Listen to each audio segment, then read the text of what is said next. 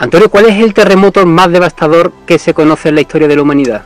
Bueno, pues que tengamos constancia, seguramente en la antigüedad hubo muchos terremotos bastante más grandes de los que podemos tener constancia hoy día, pero de los que tenemos constancia en los últimos 1000 o 2000 años, pues el más devastador fue uno que ocurrió en China en el año 1557, en la zona central de China, y que devastó una zona muy amplia, que además los habitantes de aquella zona vivían en casas hechas de adobe, que eran muy frágiles, y entonces pues se derrumbaron todas y hubo cerca de 800.000 muertos en ese terremoto. Luego hubo otro terremoto en Chile, no hace mucho tiempo, hace unos 40 años por ahí, que fue de 9, y pico en la escala de Richter, de grados de la escala de Richter, que también murieron mucha gente. Eso pasó en la placa del Pacífico, cuando choca con la placa de América, ¿no? Porque todos sabemos que la cordillera de los Andes, que está en el sur de América y que se une con la cordillera de las montañas rocosas en el norte, y ese es el borde de la placa americana, que al chocar con la placa del Pacífico levanta esas cordilleras. Voy a hacer un pequeño paréntesis, voy a decir una cosa que la gente no sabe. Los terrenos más jóvenes de la Tierra son las cordilleras, las montañas, ¿eh? Las montañas se forman cuando chocan dos placas tectónicas, una contra otra, una se mete por debajo de la otra y empuja a la primera a subirse para arriba. Por ejemplo, las montañas del Himalaya.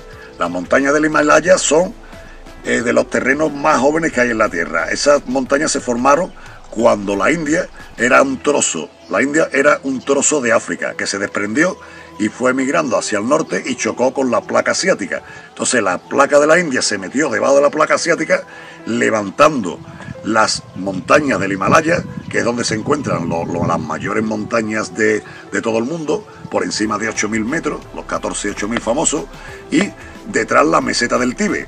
Ahora voy a comentar esto porque la meseta del Tíbet, se preguntaban los científicos cómo se podía haber formado. Es una meseta extensísima que tiene 5.000 metros de altura.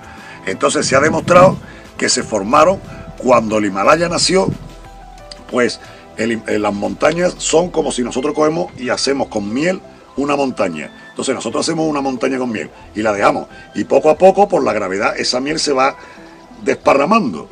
Entonces el Tíbet, la meseta del Tíbet, es el desparrame de las montañas del Himalaya, que al ir venciéndose por la gravedad, pues han formado la meseta que está en el Tíbet, ¿no?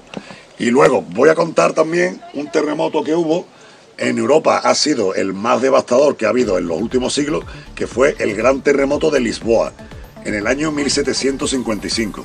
En realidad fue un maremoto, porque ocurrió a 40 kilómetros al oeste de Lisboa. Levantó un tsunami gigantesco que arrasó toda la costa del Atlántico, de la península ibérica, de Portugal y de Andalucía. Ese terremoto afectó a toda la península ibérica. Se tiene constancia de ello pues en toda la ciudad. En Toledo la destruyó entera. Bueno, Lisboa la destruyó totalmente. Lisboa, a partir de ahí se construyó nueva. La Lisboa que conocemos ahora es la Lisboa que se construyó a partir del terremoto de 1755.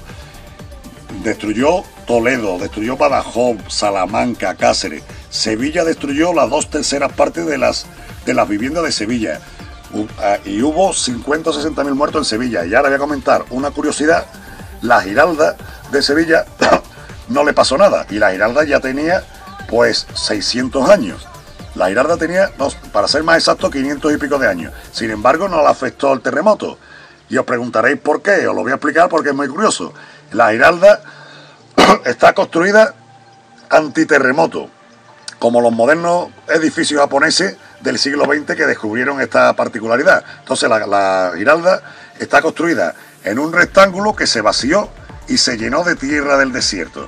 Entonces la Giralda está metida, clavada en esa tierra. Entonces no vibra con los terremotos, sino que lo que hace es balancearse como los juncos con el viento. Cuando hay un terremoto, la Giralda se balancea, pero no vibra y no se rompe. Entonces, se destruyó toda Sevilla, edificios nuevos se destruyeron. Sin embargo, la Giralda, que ya tenía 500 años, permaneció como sigue permaneciendo, pues ahí intacta, ¿eh?